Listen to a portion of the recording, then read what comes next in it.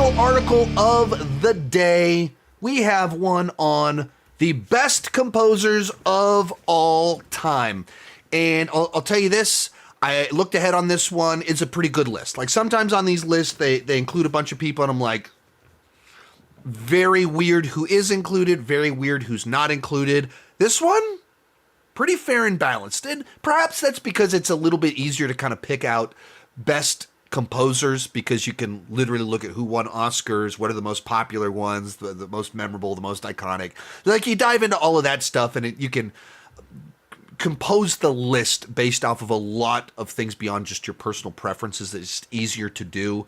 But of these lists, this is the one that I looked at it and seemed the most balanced to me.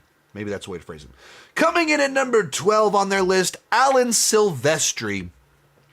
I might suggest that he's a little bit low on the list, but then again, when you're dealing with 12 of the best, making the list is always a good sign. But this is a guy that now for 40 years has been putting out iconic scores. Now, the one that really put him on the map would, of course, be Back to the Future, which is now 40 years old.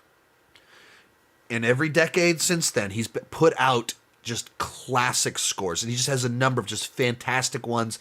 So I think he absolutely belongs on this list. And the reason that he's probably not as high on the list is he doesn't have the Oscar wins. He doesn't have as many prestige wins as some of the others. And sometimes it's just tricky because you put out a great score, but it's the same year that John Williams put out work, so you're screwed. But he doesn't have as many nominations. He certainly doesn't have the wins, but I think he should. Then we have Danny Elfman, another one that kind of pretty obvious one, just based off of his work in the 80s, 90s, and zeros. Just phenomenal scores that are iconic, that are memorable, that everybody recognizes and knows them. And with him having a distinct style, where even some classic composers can be a little bit just generic-y score of that era, that they're really good. Danny Elfman, especially in the early stuff, had just such a distinct use of percussion and how bombastic his scores would be that you just knew you were listening to Danny Elfman. But also could be very versatile. So I will say this, it seems like it's been a long time since he's done something great. Like, he seems like the kind of guy that he had a 20-year run that was like, wow. And then you kind of look at like, okay, but what has he done recently? And not in a John Williams kind of way. Like, John Williams was still great up until he was like 75. And then the last 15 years, I don't know that his stuff been nearly as memorable in his 80s, but I go, but you're in your 80s. So, like, I'll forgive, like, not being at your creative peak at 89. But Danny Elfman isn't old enough that you can play that card for him. Then we got John Barry. Got to be honest, not as familiar with his work, but the thing that he's known for is James Bond. So he's got one that is an absolute timeless classic that is tied to just about the longest running franchise. You do have Godzilla that predates it by a decade, but of cinematic franchises, it's like, I think it's Godzilla, and then it's James Bond, and then it's Star Trek Planet of the Apes, stuff like that. But it's like you're talking about just about the oldest, and they still use it because it's still that just quintessential James Bond. It's so ingrained in the franchise. It basically is responsible for the music that we associate with spy movies and the nature of what you do for orchestration. So I think on all those reasons, it's good. He does have another other accolade. Ooh, nope, I didn't want you to do that. With Oscar nominations, Dances with Wolves, and things like that. So he has more work beyond this. I'm a little bit weary to... I would have him lower. He's only at 10, but it seems like he's got one that really cut through and people really still remember. And it's tough sometimes on these ones because it'll be so swayed towards big franchises that the music is part of this bigger thing. that doesn't work with Dances with Wolves. Like the same way that Star Wars. If you write Star Wars is in all these other things and continues on with other movies. Dances with Wolves, it doesn't do that. So it's a little tough to play around with some of those things, but he has some of the greats. Yeah, Rachel Portman, another one that is not the obvious inclusion. And we're dealing with a number of Oscar nominations for smaller films and Oscar wins. So this is someone that did prestige film composing 20, 30 years ago. Highly celebrated. This is a perfect example of how these lists get really tricky. Because if you're drawn towards art house, dramas, prestige films, and not Harry Potter, not Captain America, you can make the best score imaginable, but it's for Cider House Rules. I've seen Cider House Rules. It's just like a little drama.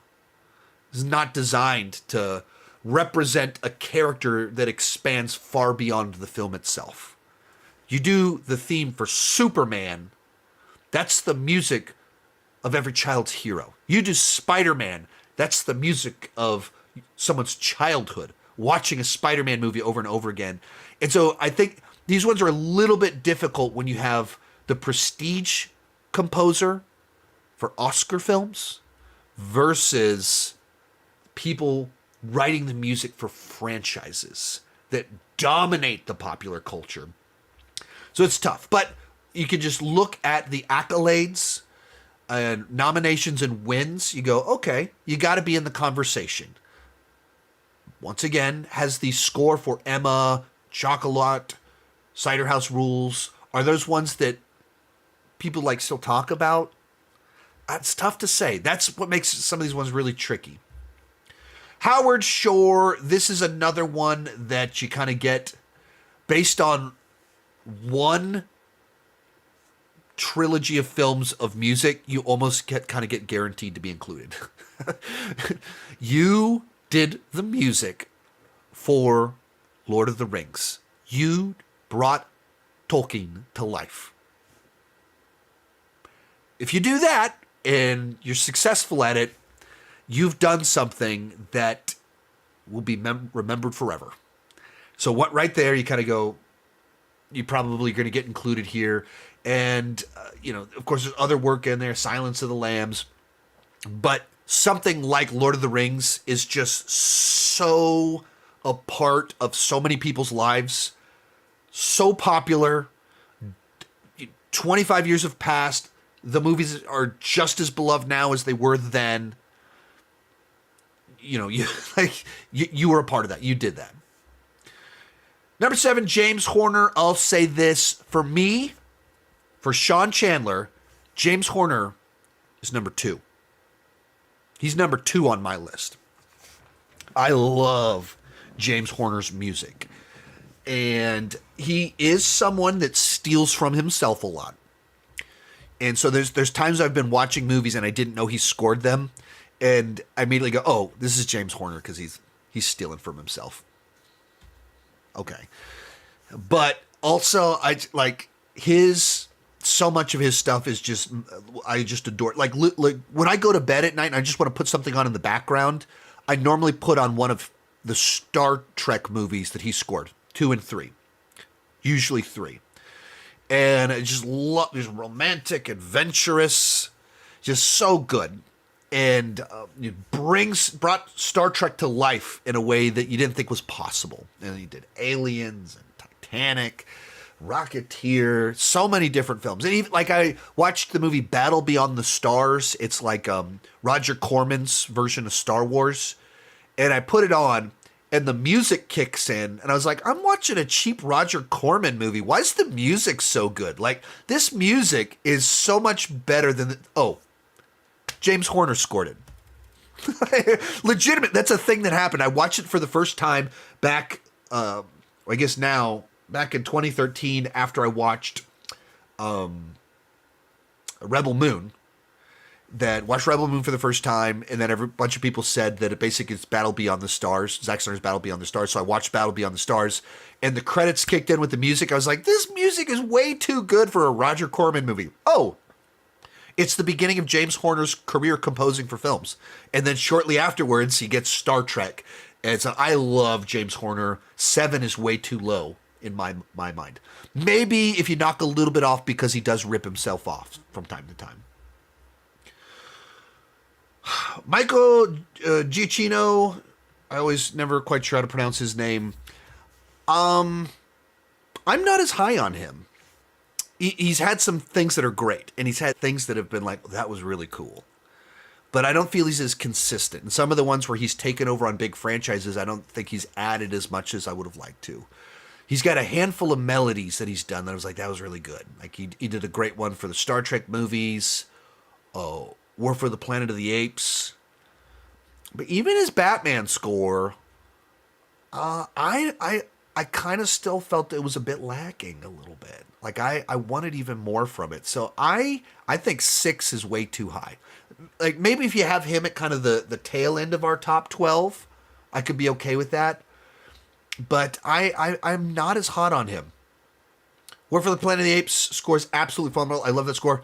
You're correct. Like this score, I think, adds so much to this particular movie of just finding this very somber, beautiful score to inform these moments as humanity is losing their humanity. And it's just, and it's something new is being birthed out of it, and new relationships are being formed. And the score is, as a movie that I really love, might be the best thing about that film.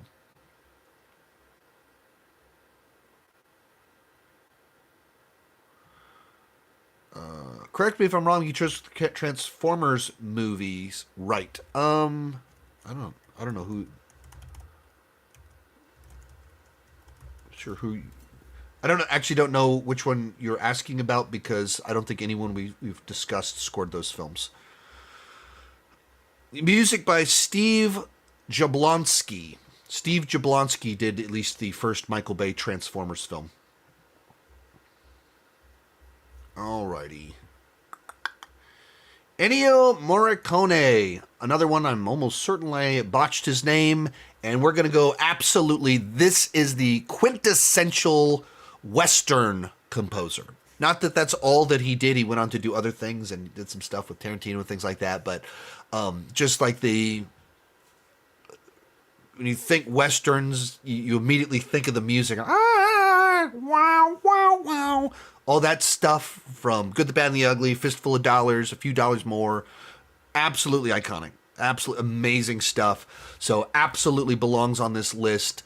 And, when he was brought back by some people like Tarantino and stuff, like kept doing fantastic work. Another one that a lot of the guys on this list are kind of from my era of the 80s, John Williams era, that very much love that stuff. And so Ennio stands out from that with a very different type of composition, different types of scores. So love that he's on the list, and yes, belongs here. And kept composing all the way up until The Hateful Eight, where he was nominated for an Oscar.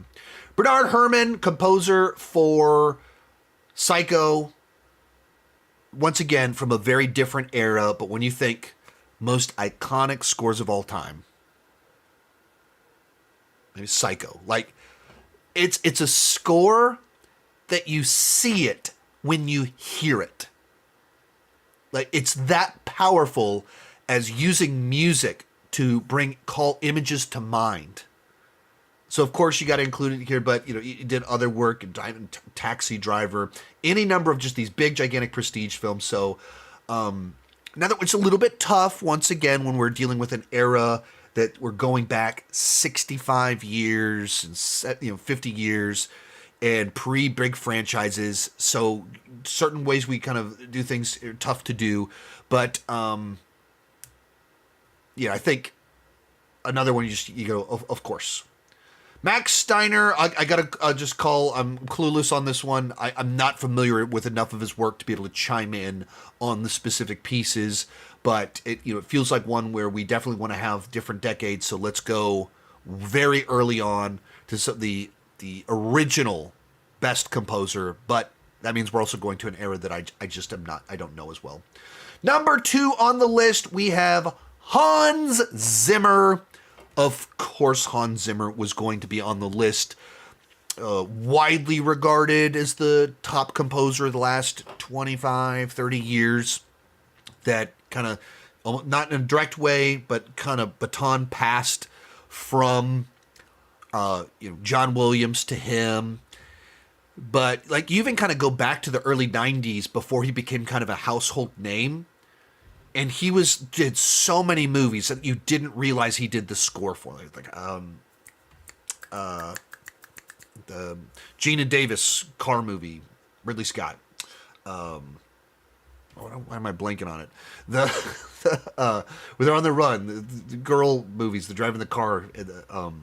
My brain's, I was thinking composer, so I went in a different direction. But like composed the score for it, and then like elevates the movie to this whole other level because of it. And of course, he did Lion King, and then a few years later, he's doing Gladiator and Pirates of the Caribbean, and then so many just incredibly classic and iconic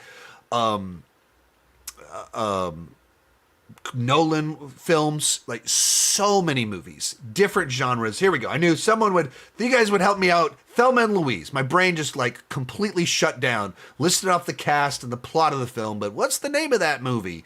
Done so many movies of different genres, and he has very distinct things that are common amongst his scores and the ways that he's very different from like a John Williams and the John Williams era of scores that were very had a lot more distinct melodies, whereas Hans Zimmer can be more kind of atmospheric and creating a vibe and in the way they do things, but distinct in his own way. So I don't think I wouldn't have Hans Zimmer number 2, but he's in the top 5 for me. And when we get to the end of this, there's some people starting to throw names into the chat that are excluded. We'll get into that too.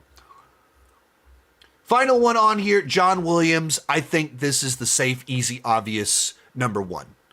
That if you don't think it's John Williams' number 1, you need to make the argument for why should he not be there, and who on earth has a better resume than John Williams?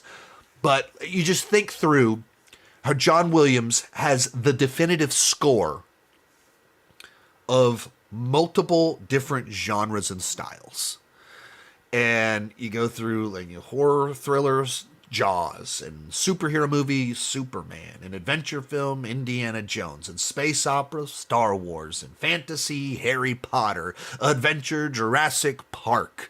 And then like you go into his dramas, and like you can just list genres. It's kind of the parallel to Steven Spielberg of why I think Steven Spielberg is the best, because he has the best of so many different genres. Well, Spielberg was working with John Williams, who also delivered magical scores in all of these different genres. And outside E.T. and just so many amazing, iconic, memorable pieces of music that just brought film to life. And just also, that's the stuff that I grew up with, so it's just a little bit more attuned to my tastes. But I absolutely, I agree with this pick of John Williams is, in my mind, the obvious number 1 of all time. And you can, look at the number of awards he's won, the popularity of his films, the popularity of his scores, all of that stuff. No question. So who are the people on this list that were excluded? Got James Newton Howard. Yep. Another one of the big iconic names of the last 30 years that was not included on this list. The one in my mind that was like, what? Where's that name? Jerry Goldsmith. Like Jerry Goldsmith from 70s, 80s, 90s. Did Star Trek, he did Star Trek the Motion Picture, which is probably the most famous piece of Star Trek music because it's in that movie, it's in Star Trek V, and it's the main theme for Star Trek The Next Generation. He did the Rambo movies, he did Gremlins. He did multiple Star Trek movies too, like he did a lot of them. But like so many incredible pieces of music. He worked with Paul Verhoeven. So like you just look at it, like you forget how many incredible things that he did. Those two, James Newton Howard and Jerry Goldsmith, were the two immediate omissions in my mind. That was like, how did we leave that name out? Couple other ones you guys are throwing here. Ludwig Göransson. I think Ludwig is a little bit maybe too new to being one of the best. And maybe that's the reason. Because he's like, if you look at the last 10 years, who's the name that's emerged? It's Ludwig. But maybe for that reason, you get like, let's give him a little bit more time to see if he stands the test of time. Oh, someone's making an observation on here that Ludwig might not have been included because the list was from before Oppenheimer. I think the one that has been probably around long enough that you're like, wait a minute, why wasn't this in there? Trent Reznor and Atticus Ross. Because they've got now, I think, over 15 years of scoring.